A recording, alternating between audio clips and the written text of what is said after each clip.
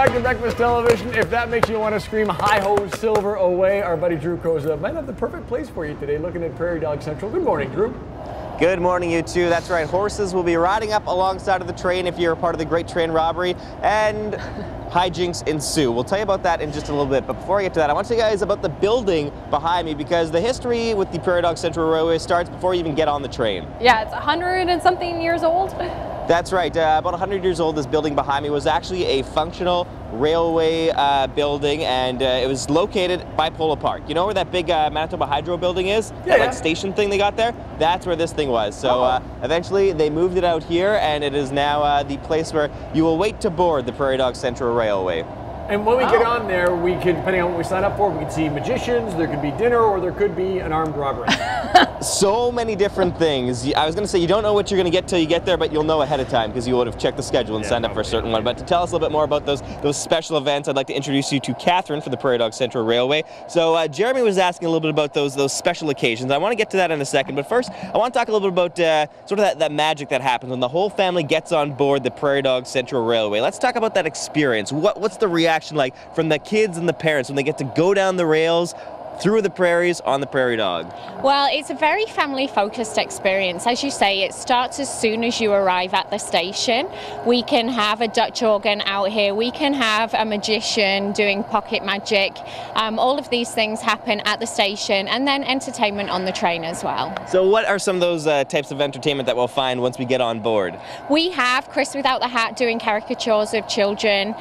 We'll have a magician on board. We have historical events where we'll have one of our historians dressed up as a 1911 passenger agent, and he will regale about the railroading history from 100 years ago. Wow, so no matter what our tastes are, we're going to find some sort of theme that's going to fit with what we're interested in. Absolutely, yeah. We try to accommodate everybody here at the Prairie Dog Central Railway. And perhaps one of the most dramatic events that could happen is you could be part of the Great Train Robbery. And to tell us a little bit more about that, I'd like to introduce you to Corrine. Now, as I understand, you're the sheriff in town. I am the sheriff in town. You've got the badge and everything. I've got the gun. You have the gun. Now, we're after some bad guys. Can I ask you about what it's like? Explain the Great Train Robbery. What am I going to have to do? What's going to happen when I'm on board the Prairie Dog Central and some bandits show up?